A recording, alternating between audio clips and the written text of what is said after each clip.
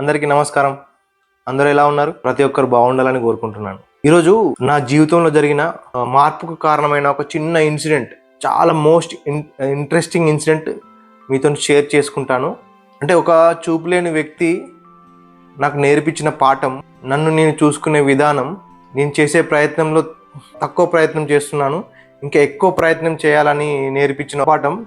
ఈ ఇన్సిడెంట్ ఇని మీరు చేసే ప్రయత్నంలో 100%, 200% ఎఫర్ట్స్ పెట్టి మీరు అనుకున్న లక్ష్యాన్ని సాధించాలని కోరిక. చాలా ఇంట్రెస్టింగ్ స్టోరీ. మిస్ అవ్వకుండా, అసలు ఒక్క మాట కూడా మిస్ అవ్వకుండా చివరి వరకు చూడండి. చాలా ఇంట్రెస్టింగ్ ఉంటుంది. ఇది రియల్ లైఫ్ ఇన్సిడెంట్, నా లైఫ్లో జరిగింది. నేను 2017లో అనుకుంటా, అప్పుడే కొత్తగా జాబ్లో జాయిన్ అయినా. అమీర్పేట్లో హాస్టల్లో ఉంటున్నాం మేము మా ఫ్రెండ్స్తోని. అప్పుడు దానికి దగ్గరలో ఉన్న ఒక చిన్న గ్రౌండ్కి సాటర్డే అనుకుంటా మార్నింగ్ వాకింగ్కి వెళ్ళాము. వెళ్ళి అక్కడే ఎక్సర్సైజ్ చేసి తిరిగి రిటర్న్ వస్తున్నాం. వచ్చేటప్పుడు ఒక అబ్బాయి అక్కడ రోడ్ క్రాస్ చేయడానికి ఇబ్బంది పడుతున్నాడు. రోడ్ క్రాస్ చేయడానికి అక్కడక్కడనే చాలాసార్లు తిరుగుతున్నాడు. నేను గమనించిన. కొంచెం ముందుకెళ్ళిన తర్వాత మళ్ళీ అక్కడే ఉంటున్నాడు. అరే ఏంది ఆ అబ్బాయి అక్కడే ఉంటున్నాడు ఏంది అని చెప్పేసి నేను దగ్గరికి వెళ్ళి, తమ్ముడు ఏమైంది ఇక్కడే తిరుగుతున్నావు అని చెప్పేసి అంటే, అన్న నాకు కళ్ళు కనిపించవు, నేను ఇట్లా దుర్గాదేవి గుడి పక్కన ఒక రూమ్ ఉంది, ఆ రూమ్లో మా ఫ్రెండ్స్తో పాటు ఉంటా, నేను పంజాగుట్టకు వెళ్ళి బస్సులో ఇక్కడికి వచ్చానన్న, ఇక్కడ దిగాను, నేను దారి మర్చిపోయాను, అందుకోసమే అర్థం కావట్లేదు నాకు అని చెప్పేసి అన్నాడు. నేను షాక్ అయినా. కళ్ళు లేవు, బస్సులో ప్రయాణం చేసి ఇక్కడ దిగి అక్కడికి అలా రూమ్ దగ్గరికి పోవాలని ఎట్లా అనుకున్నాడు, వీళ్ళు ఎట్లా వెళ్ళగలుగుతారని చెప్పేసి కొంచెం నాకు భయము, షాక్ రెండు అనిపించింది. సరే తమ్ముడు, నువ్వేం భయపడద్దు, నేను మీ రూమ్ దగ్గర నేను దింపుతా అని చెప్పేసి అడ్రస్ తెలుసుకొని మెల్లగా అతనితో పాటు నడుచుకుంటా వెళ్తున్నాం. మధ్యలో అన్నయ్య నాకు కొంచెం హెల్ప్ చేస్తావా అని చెప్పేసి అన్నాడు. ఏం హెల్ప్ అని చెప్పేసి అన్నా నేను. నాకు నెక్స్ట్ ట్యూస్డే అండ్ వెడ్నెస్డే రోజు ఫిజిక్స్ అండ్ కెమిస్ట్రీ ఎగ్జామ్స్ ఉన్నాయి. ఆ ఎగ్జామ్స్ నా పక్కన కూర్చొని రాయాలన్నాయా, నేను చెప్తాను మీరు రాయాలని చెప్పేసి అన్నాడు. అవునా, ఓకే తమ్ముడు, నువ్వు అంటే ఇంటర్ చదువుకుంటున్నావా అంటే, నేను చదువుకుంటున్నా, ఇంటర్మీడియట్ చదువుకుంటున్నా, ఎగ్జామ్స్ ఉన్నాయని చెప్పేసి అన్నాడు. నేను చూపులేవు, నేను నడవడానికి పోవడానికి ఇబ్బంది ఉన్నది, చదువుకుంటున్నా అని చెప్పేసి ఎగ్జామ్ రాస్తాను అని చెప్పేసి అన్నాక చాలా గ్రేట్ అని చెప్పేసి అనుకున్న మనసులో. సరే తమ్ముడు చూస్తా అని చెప్పేసి అన్నాను. అన్న తర్వాత సరే అని చెప్పేసి అన్నాడు. సరే అన్నాడు. మేము మెల్లగా నడుచుకుంటా వాళ్ళ రూమ్ దగ్గరికి రీచ్ అయ్యాము. ఆ గుడి టెంపుల్ దగ్గరికి రీచ్ అయ్యాము. జేబులో నుండి ఫోన్ తీశాడు, చిన్న ఫోన్ తీసి ఫోన్ చేసి ఎంతో మాట్లాడుతున్నాడు. నీకు ఇలా గుడి దగ్గర ఉన్నాను, ఒకసారి కిందికి వస్తావా అని చెప్పేసి అన్న పెట్టేసినాడు. అలా సెకండ్ సారి షాక్ అయినా. వీళ్ళు ఇంత ఇబ్బంది పడుతున్నారు, ఫోన్ కూడా అది ఫోన్లో ఎక్కడ ఏ నంబర్ ఉంటుందో తెలియదు, అట్లాంటిది ఫోన్ తీసి వాళ్ళ ఫ్రెండ్కి కాల్ చేసి కిందికి రా అని చెప్పేసి మాట్లాడడం చూసి షాక్ అయినా నేను. సరే అని చెప్పేసి మనసులో అనుకున్నా, గ్రేట్ అని చెప్పేసి అనుకొని వెయిట్ చేస్తున్నాం అక్కడ.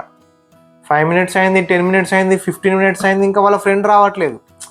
నేను ఫుల్గా నాకు కోపం వచ్చి, ఒకసారి మీ ఫ్రెండ్ నంబర్ అని చెప్పేసి నా మొబైల్ నుండి కాల్ చేశాను.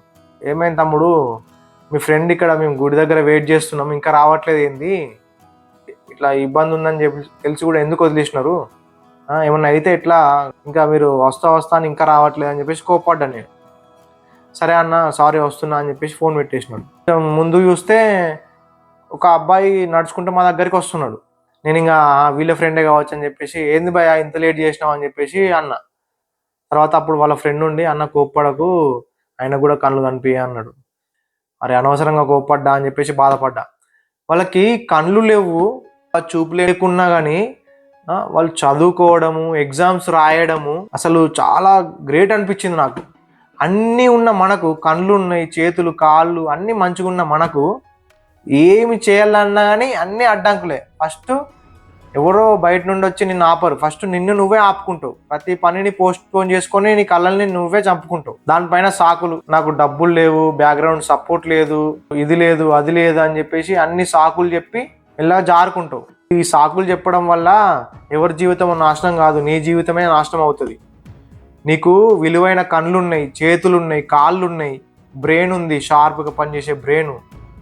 ఏమి లేని వాళ్ళే అంత కష్టపడుతుంటే నువ్వు ఎలా కష్టపడాలి? ఇంకా వాళ్ళని చూసిన తర్వాత నాకు ఎంత అంటే నామూషిగా ఫీల్ అయిందంటే, నేను అప్పటి వరకు నేను కూడా అందరిలాగానే, నేను కూడా నార్మల్గానే ఉంటుండే, కొంచెం చిన్నగా నార్మల్గా కష్టపడి లేజీగా ఉంటుండే. ఆ రోజు నుండి నేను ఆ ఇన్సిడెంట్ చూసినప్పటి నుండి అసలు మామూలుగా కాదు, అసలు ఆ 2 రోజులు నిద్ర కూడా పట్టలేదు. వాళ్ళు ఎట్లా పోతున్నారు బస్సులల్లో, ఎట్లా దిగుతున్నారు, ఎట్లా ఫోన్ మాట్లాడుతున్నారు, ఎట్లా చదువుకుంటున్నారు, ఎగ్జామ్స్ ఎట్లా రాస్తున్నారు, ఇవన్నీ ఆలోచిస్తే చాలా వాళ్ళు చాలా గ్రేట్, మనం చాలా వేస్ట్ అనే ఒక ఫీలింగ్ నాకు చాలా బలంగా కలిగింది. ఆ రోజు నేను డిసైడ్ అయినా, ప్రతిరోజు స్ట్రైక్ అవుతుంది నాకు మైండ్లో, ఏదైనా పని చేయాలనుకుంటే, అరే ఇది సరిపోదు, మనం ఈ ప్రయత్నం సరిపోదు, ఇంకా ప్రయత్నం చేయాలి, ఫెయిల్ అయినా కానీ ఇంకొకసారి ప్రయత్నం చేయాలి, ఇంకొకసారి ప్రయత్నం చేయాలి. వాళ్ళు చూడు, వాళ్ళు ఎంత గ్రేటు, వాళ్ళని చూసి నేర్చుకోరా బాబు నువ్వు అని చెప్పేసి నన్ను నేను అనుకొని, ఆ రోజు నుండి ఏ ప్రయత్నం చేసినా కానీ 100% కంపల్సరీ 100% ఎఫర్ట్స్ పెట్టడం కానీ, అంతకన్నా ఎక్కువ ఎఫర్ట్స్ పెట్టడం కానీ ట్రై చేశాను. అట్లా చేయడం వల్లనే నేను ఈరోజు నా కాళ్ళపైన నేను నిలబడి ఒక మంచి పొజిషన్లో ఉన్నాను. నేను అలా ప్రతి ఒక్కరూ ఆలోచించండి.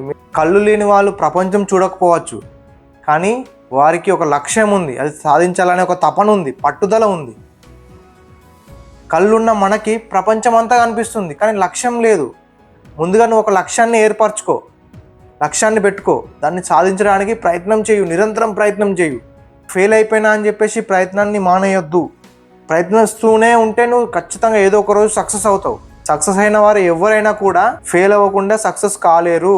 ఫెయిల్ అయిన ప్రతిసారి నువ్వు ఎందుకు ఫెయిల్ అవుతున్నావు నేర్చుకొని దాని మీద వర్కౌట్ చేసి ముందుకెళ్ళాలి, మళ్ళీ ప్రయత్నం చేయాలి. అప్పుడు నువ్వు డెఫినెట్గా సక్సెస్ అవుతావు.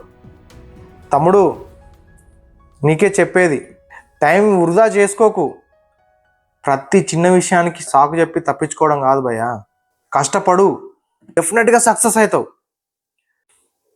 మరెన్నో ఇంట్రెస్టింగ్ వీడియోస్ కోసం ఏకే అనిల్ కుమార్ యూట్యూబ్ ఛానల్ని సబ్స్క్రైబ్ చేసుకోండి, గంట కూడా కొట్టేయండి. Thank you.